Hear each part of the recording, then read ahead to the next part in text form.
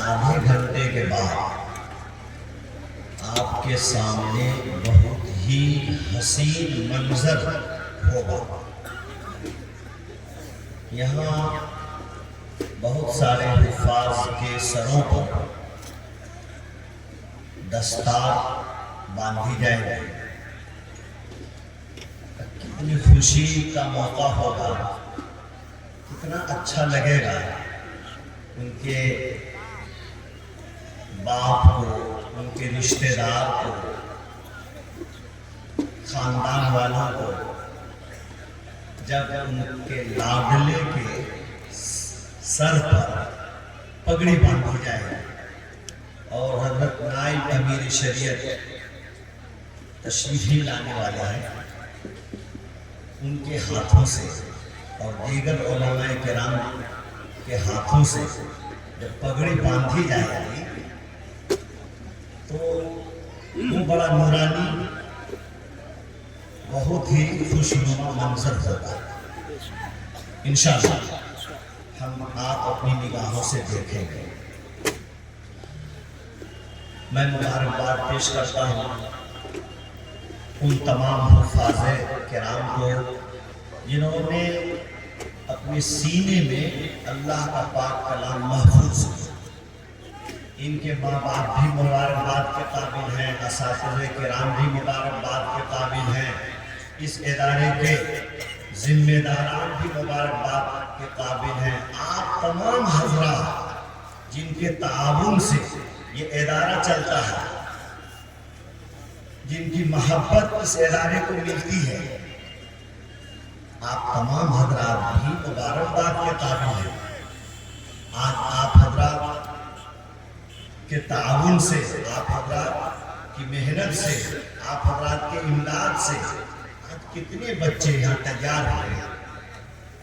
اللہ تبارک و تعالیٰ آپ تمام حضرات کی محنتوں کو، کاوشوں کو بے حد قبول فرمائے۔ آپ نے اس ادارے کے لیے جو بھی تعاون کیا ہے، جس انداز سے بھی تعاون کیا ہے، آپ کے تعاون کو اللہ تعالیٰ قبول فرمائے، اس دنیا میں بھی اس کا صلہ عطا فرما دے اور آخرت میں بھی اللہ تعالیٰ اس کا بہتر بدلہ عطا فرمائے۔ دوستو،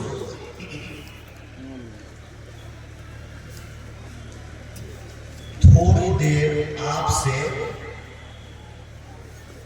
میں پوری توجہ چاہتا ہوں،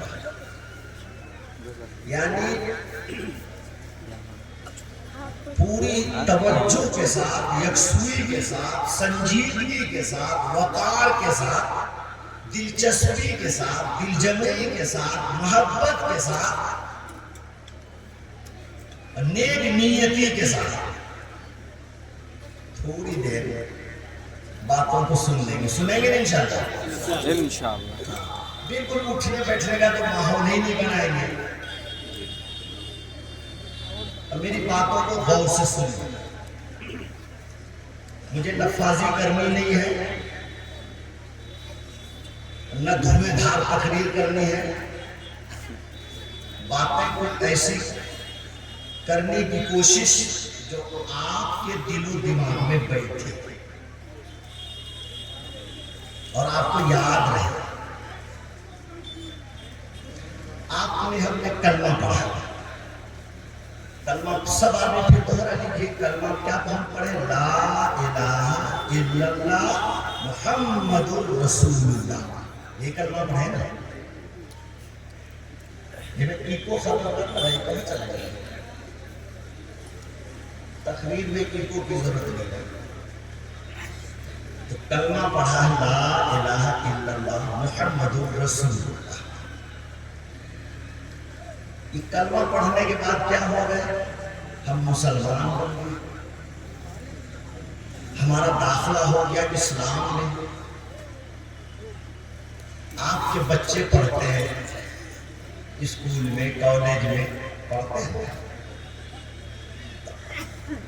آپ کیا کرتے ہیں؟ ایک بچے کا ایڈمیشن کراتے ہیں، کسی بھی کالج میں ایڈمیشن کراتے ہیں۔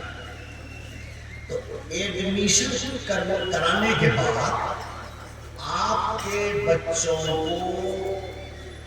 کچھ کتابیں پڑھنی پڑتی ہیں، سبجیکٹ کی تیاری کرنی پڑتی ہے، اس میں انگلش بھی پڑھنا ہے، میتھ بھی پڑھنا ہے جی، اور فزکس بھی پڑھنا ہے، کیمسٹری بھی پڑھنا ہے، سب سبجیکٹ پڑھنا ہے نا۔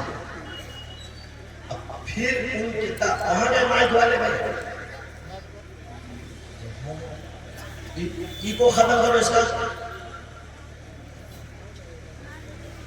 سارے سبجیکٹ کو بچہ پڑھتا ہے، تیاری کرتا ہے، اور پھر اس کا ایگزام ہوتا ہے، ایگزام ہوتا ہے۔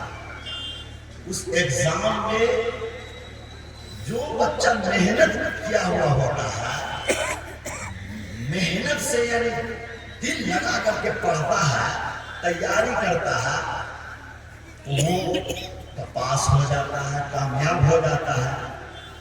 جو محنت نہیں کرتا، دل لگا کر نہیں پڑھتا، پڑھائی لکھائی میں دھیان نہیں دیتا، کیا ہوتا ہے؟ پھیل ہو جاتا ہے، ہوتا ہے کہ نہیں؟ دوستو بزرگوں، ہم نے جو کلمہ پڑھا ہے لا الہ الا اللہ محمد رسول اللہ، یہ آپ سمجھ لیجئے کہ ہم نے داخلہ لیا ہے اسلام میں، ہم نے داخلہ لیا۔ ہم کو کیا تیاری کرنی ہے؟ ہم کو تیاری کرنی ہے، غور کیجیے، ہمارا سبجیکٹ کیا ہے؟ ابھی امام صاحب تقریر فرما رہے تھے، نماز پر اچھی تقریر ان کی ہوئی، قرآن پر اس سے پہلے مفتی گوئی صاحب کی بڑی اچھی تقریر ہوئی۔ سبجیکٹ سنیے آپ کا، ہمارا سبجیکٹ ایک ہے عقائد، نمبر 2 عبادات، نمبر 3 معاشرت، نمبر 4 معاملات، نمبر 5 اخلاق۔ کیا مطلب؟ عقائد ہمارے درست ہونے چاہیے، عقیدے ہمارے درست ہونے چاہیے، یہ ایک سبجیکٹ ہے، اس کی تیاری کرنی پڑے گی۔ اور دوسرا ہے کہ ہمارے عبادات صحیح ہوں، انہی عبادتوں میں سے ایک اہم عبادت نماز، جس کا اس وقت ذکر ہو رہا تھا، بڑی اچھی بات ہو رہی تھی۔ نمازوں میں ہمارا کیا حال ہے؟ کسی نے کہا بہت اچھا، مسلمان ماشاءاللہ نماز پڑھتے ہیں 8 کھاٹ 360۔ آپ کی نمازیں کیسی ہیں بھائی؟ 8 کھاٹ 360۔ 8 کا مطلب جمعے، کھاٹ کا مطلب ہو گیا جنازے کی نماز، اور 360 کا مطلب ہو گیا عید بقرعید والی نماز۔ یعنی ہم نمازی ہیں کیسے کہ جمعہ ہی جمعہ ادا کرتے ہیں، جنازہ پڑھ لیتے ہیں، عید بقرعید پڑھ لیتے ہیں۔ پنج وقتہ نمازوں کا کیا حال ہے؟ پنج وقتہ نمازیں پڑھنے والے کتنے بھائی ہیں؟ کتنے لوگ ہیں؟ تو ہماری جو عبادتیں ہیں ان کا وہ ایک سبجیکٹ ہے ہمارا، یہ صرف نماز نہیں، نماز ہے، روزہ ہے، زکوٰۃ ہے، حج ہے، سب عبادات ہیں، یہ سبجیکٹ۔ تیسرا ہے معاشرت، ہماری گھریلو زندگی، ہمارے جینے کا انداز وہ کیسا ہے، میاں بیوی کا کیسا تعلق ہے، باپ بیٹے کا کیسا تعلق ہے، ہمارا سماج کے ساتھ کیسا تعلق ہے، ہماری معاشرت کیسی ہے۔ یاد رکھیے، ہمیں اپنی معاشرت کو، ہمیں اپنے گھریلو زندگی کو اچھی بنانا ہے۔ گھریلو زندگی ہماری اچھی ہوگی تبھی ہمارے بال بچوں کی تربیت ہوگی۔ اگر ہمارے گھر کا ماحول اچھا نہ ہوا، اگر ہمارے گھروں میں دینداری نہیں آئی. ہم اگر ہمارے گھروں میں نماز اور روزہ اور قرآن کی تلاوت کا ماحول نہیں ہوا تو ہمارے بال بچوں کی اچھی تربیت نہیں ہو سکتی. اگر آپ چاہتے ہیں کہ ہمارے بال بچوں کی اچھی تعلیم ہو اور اچھی تربیت ہو، اس کے لیے لازم اور ضروری ہے کہ ہم اپنے گھر کا ماحول اچھا بنائیں، دین بنائیں. یہ ایک ہے معاشرہ. نمبر 4 پہ ہے معاملات. ہمارے معاملات اچھے ہونے چاہیے. معاملات ہمارے اچھے ہونے چاہیے. معاملات کیسے ہونے چاہیے؟ ہم اگر کسی سے وعدہ کریں تو وعدہ ہم پورا کرنے والے ہوں، وعدہ ہم نبھانے والے ہوں، ہم جھوٹ بولنے والے نہ ہوں. سرکار دو عالم صلی اللہ علیہ وسلم کی زندگی کے ایک واقعہ میں آپ کو سناؤں. خیبر، ایک ہے جنگ خیبر، نام آپ نے سنا ہوگا. جنگ خیبر، اس موقع پر ایک چرواہا بکریاں چراتا ہوا آتا ہے اور وہ کہتا ہے کہ رسول اللہ صلی اللہ علیہ وسلم کہاں ہے؟ چرواہا کسی نے بتایا کہ رسول اللہ صلی اللہ علیہ وسلم اس خیمے میں تشریف رکھتے ہیں. اس خیمے بکریوں کا چرواہا ہے. اللہ کے رسول صلی اللہ علیہ وسلم کی خدمت میں جا کے ملاقات کرتا ہے. تھوڑی سی گفتگو ہوتی ہے. اللہ کے رسول صلی اللہ علیہ وسلم کی باتوں سے وہ متاثر ہو جاتا ہے اور کہتا ہے یا رسول اللہ مجھ کو کلمہ پڑھا دیجیے، میں مسلمان ہونا چاہتا ہوں، ایمان لانا چاہتا ہوں. رسول اللہ صلی اللہ علیہ وسلم نے ان کو کلمہ پڑھا دیا. کلمہ پڑھ کر وہ ایمان والے مسلمان بن گئے. اب اس نے کہا یا رسول اللہ میں تو مسلمان بن گیا، اب میں کیا کروں، اب میرا کیا کام ہے؟ سرکار دو عالم صلی اللہ علیہ وسلم نے فرمایا کہ عزیزاں تمہارا کام اب وہی ہے جو دوسرے صحابہ ہوتا ہے. سارے صحابہ جو یہاں موجود ہیں وہ جنگ کے لیے تیار ہے.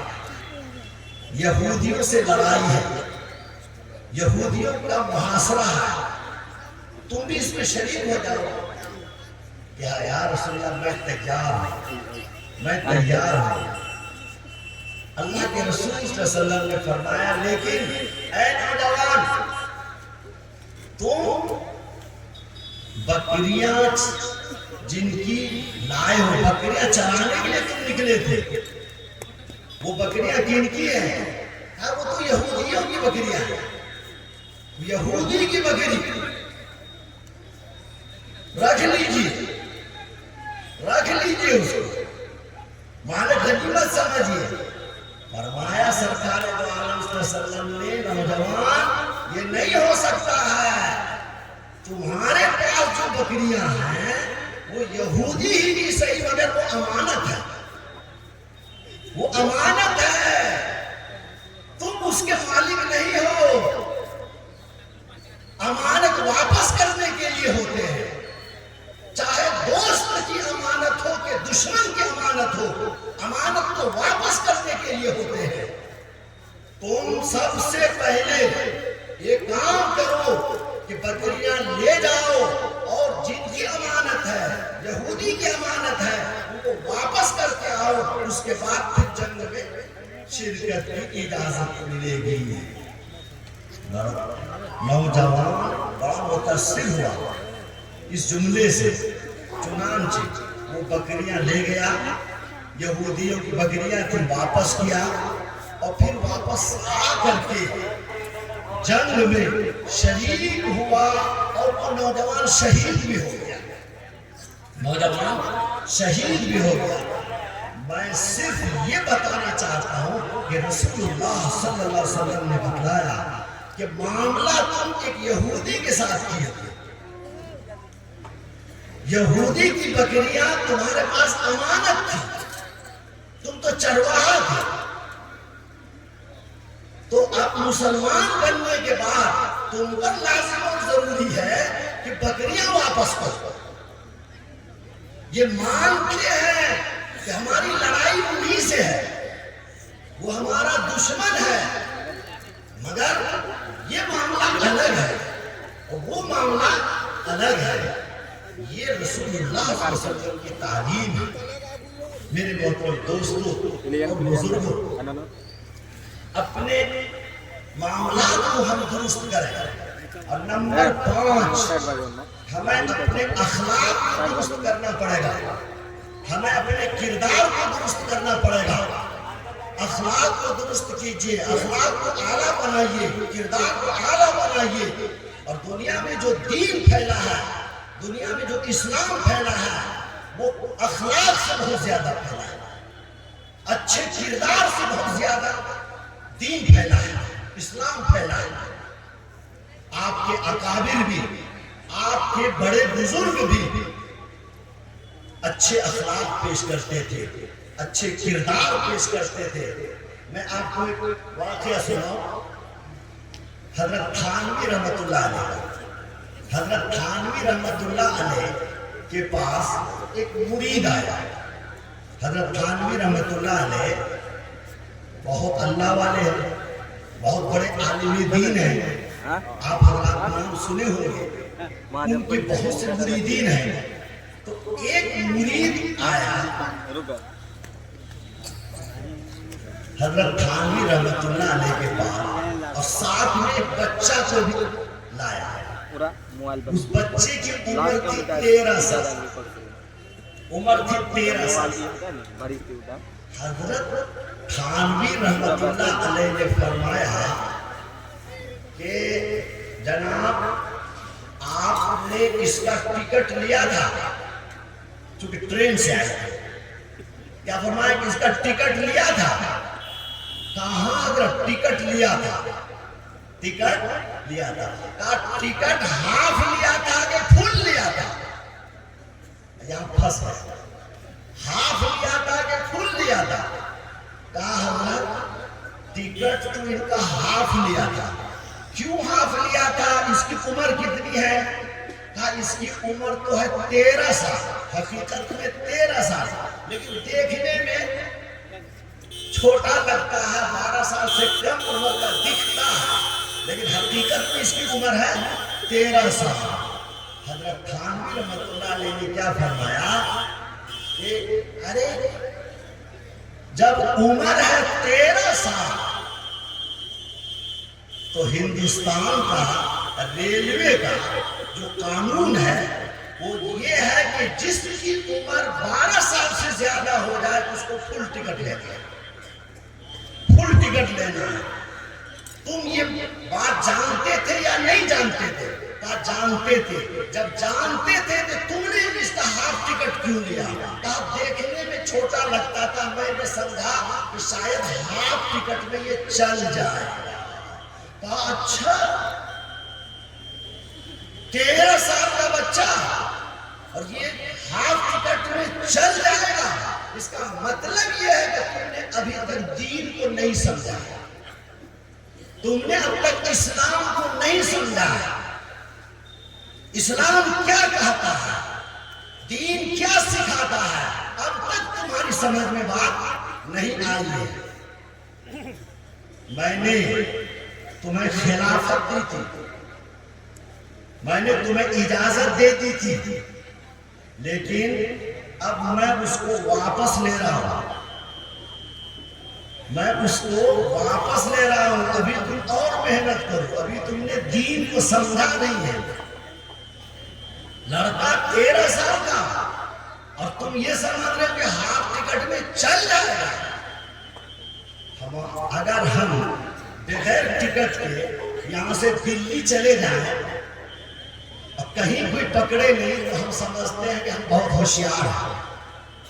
بڑی ہوشیاری کے ساتھ بغیر ٹکٹ کے ہم دلی چلے گئے, لیکن ہمارے اکابر کیا دیکھتے ہیں؟ اسلام یہ سکھاتا ہے کہ جس ملک میں تم رہتے ہو اس ملک کے قانون کو تم کو ماننا پڑے گا, اور اس قانون پر عمل کرنا پڑے گا، یہ اسلام سکھاتا ہے۔ حضرت تھانوی رحمۃ اللہ علیہ کئی سفر کر رہے تھے، اسٹیشن ماسٹر حضرت کو پہچانتے تھے۔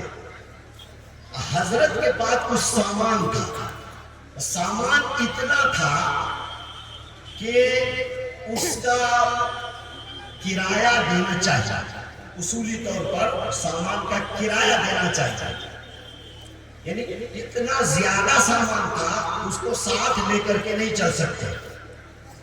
تو اسٹیشن ماسٹر جاننے والے تھے، پہچان رہے تھے، بڑی عقیدت مند تھے۔ کہا حضرت چھوڑیے، کوئی حرج نہیں ہے، اتنا سامان چل جائے گا۔ کیسے چل جائے گا بھائی، یہ سامان زیادہ ہے، وزن کرائیے، جو اس کا کرایہ ہوتا ہے وہ کرایہ لیجیے۔ کہا حضرت چھوڑ دیجیے، میں گارڈ صاحب سے کہہ دوں گا، میں گارڈ صاحب سے کہہ دوں گا۔ کہا گارڈ صاحب کہاں تک جائیں گے؟ کہا گارڈ صاحب وہاں تک جائیں گے جہاں تک آپ جائیں گے۔ کہا نہیں، تم نہیں سمجھ رہے ہو، تم یہ سمجھ رہے ہو کہ میری منزل وہی ہے، سہارنپور سے کانپور تم سمجھ رہے ہو، نہیں، مجھے کانپور سے بھی آگے جانا ہے۔ کہاں جانا؟ کہا مجھے قبر میں جانا ہے، قبر میں جانا ہے، قبر سے بھی آگے جانا ہے۔ کہاں جانا؟ میدان محشر میں جانا ہے، میدان محشر میں جانا ہے، حساب کتاب وہاں دینا ہے، حساب کتاب وہاں دینا ہے۔ ڈاکٹر صاحب کہاں تک میرے ساتھ جائیں گے؟ کانپور تک۔ کانپور کے بعد جو قبر میں ہم جائیں گے وہاں کون ساتھ دے گا؟ میدان محشر میں جو ہم حاضر ہوں گے وہاں کون ساتھ دے گا؟ یہ تھے ہمارے اکابر، یہ ہمارے بزرگان دین، یہ ہمیں درس دے رہے ہیں کہ جس ملک میں تم رہتے ہو اس ملک کے قانون کو مان کے چلو اور ملک کے ساتھ وفاداری کرو، غداری مت کرو۔ میرے محترم دوستوں اور بزرگوں، ایک سے ایک واقعات ملیں گے آپ کو زندگی میں اگر آپ تلاش کریں گے۔ میں ادھر اپنی لمبی باتیں نہیں کرنا چاہتا ہوں، میں صرف یہ کہنا چاہتا ہوں آپ کو کہ ہم نے کلمہ پڑھا لا الہ الا اللہ محمد رسول اللہ۔ نبی پاک صلی اللہ علیہ وسلم نے ارشاد فرمایا من قال لا الہ الا اللہ فدخل الجنہ، جس نے بھی دل سے پڑھا ہوگا نا کلمہ لا الہ الا اللہ وہ جنت میں ضرور داخل ہوگا۔ گویا کہ کلمہ یہ جنت کا ٹکٹ ہے۔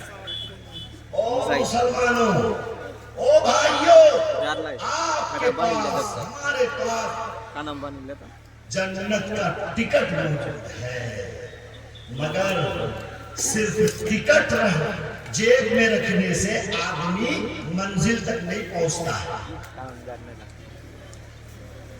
منزل تک پہنچنے کے لیے لازم ہے، ضروری ہے کہ ٹکٹ بھی ساتھ میں ہو اور جس گاڑی پر آپ بیٹھے اس گاڑی کا رخ بھی صحیح ہو، گاڑی کا رخ بھی صحیح ہو۔ اگر گاڑی کا رخ صحیح نہیں ہے، صحیح گاڑی پر آپ نہیں بیٹھے ہیں تو پھر منزل تک نہیں پہنچ پائے گا۔ ایک آدمی کو جانا ہے دلی، ٹکٹ لیا دلی کا، مگر کٹیہار جا کر کے وہ کلکتہ والی گاڑی پر بیٹھ گیا، کلکتہ والی گاڑی پر بیٹھا۔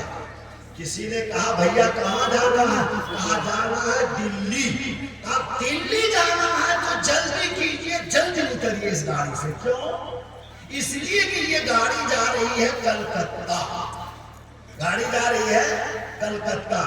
کہا تم ہوشیار ہو اور مجھ کو بیوقوف سمجھتے ہو، یہ دیکھو میرے پاس ٹکٹ ہے دلی کا، دلی کا۔ کہا عقل مند انسان ٹکٹ تو ہے دلی کا، مگر جس گاڑی پر بیٹھے ہو گاڑی دلی نہیں جا رہی ہے۔ کہا تم ہوشیار ہو، ہم کو اتار کر کے پوری سیٹ پر قبضہ کر کے اور پوری سیٹ پر لیٹ کر کے سو کر کے تم جانا چاہتے ہو، ہم کو بیوقوف بناتے ہو۔ کہا عقلمند بات نہیں سمجھ میں آتی، اس کے آگے ہم کچھ نہیں کر سکتے۔ اتنے میں گاڑی بھی کھل گئی، گاڑی کھل گئی کہاں کے لیے؟ کلکتہ کے لیے، جناب کو جانا ہے دلی، کلکتہ کے لیے گاڑی کھل گئی۔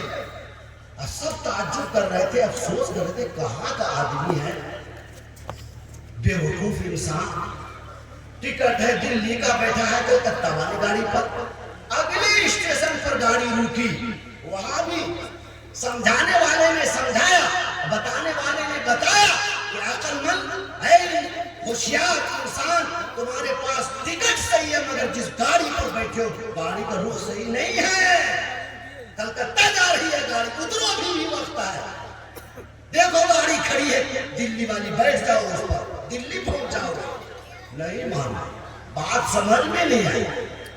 اگلے اسٹیشن پر پھر گاڑی رکی، وہاں بھی سمجھانے والے نے سمجھایا، کسی کی بات سمجھ میں نہیں آئی۔ اور جب کلکتہ پہنچا تو کلکتہ پہنچ کر کے کہتا ہے کہ بھیا جانا ہے ہم کو لال قلعہ۔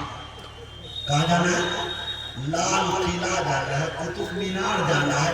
تو لوگوں نے کہا کہ پاگل ہو پاگل، لال قلعہ ہے دلی میں، قطب مینار ہے دلی میں، یہ تو کلکتہ ہے۔ اب بات سمجھ میں آئی اس کو کہ ہم غلط جگہ پر پہنچ گئے، غلط جگہ پہنچ گئے، رونے لگے۔ ان کو دیکھ کے بیوی بھی رونے لگے، بچے بھی بلکنے لگے، مگر اب رونے سے کیا فائدہ، اب رولانے سے کیا فائدہ؟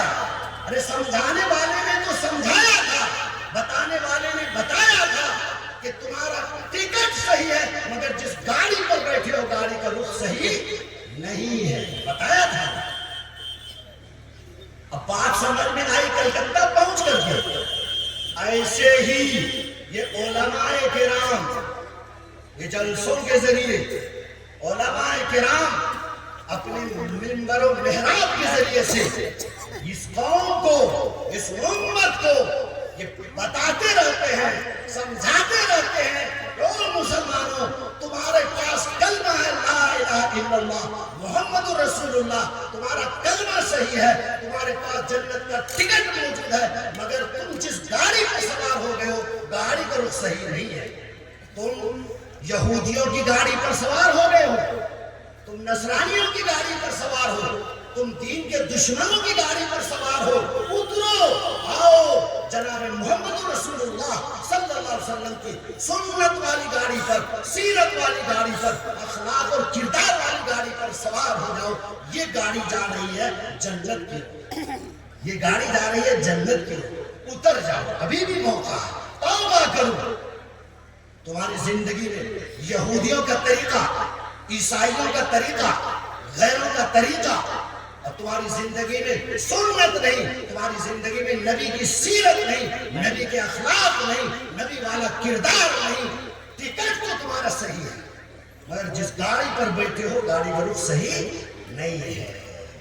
کہیں ایسا نہ ہو کہ بات ہم کو سمجھ میں آئے بھی ضرور مگر قبر میں پہنچنے کے بعد، جیسے اس کو بات سمجھ میں آئی کلکتہ پہنچنے کے بعد، کہیں ایسا نہ ہو کہ بات ہم کو سمجھ میں آئے مگر قبر میں پہنچنے کے بعد۔ تو بھائی کن کو بات سمجھ میں آئی، اور کون لوگ ہیں جو غیروں کی گاڑی سے اتر کر کے محمد رسول اللہ کی گاڑی پر سوار ہونا چاہتے ہیں اور جنت کی طرف سفر کرنا چاہتے ہیں؟ کون لوگ ہیں؟ ہاتھ اٹھائیے، سارے لوگ انشاءاللہ العزیز رکھیے۔ یہ ہے، بس اسی جذبے کو سلامت رکھیے گا، اس جذبے کو باقی رکھیے گا۔ اب میرا وقت بھی ختم، میں اپنی بات ختم کرنا چاہتا ہوں۔ ایک حضرت تشریف لے آئے ہیں مناجات کے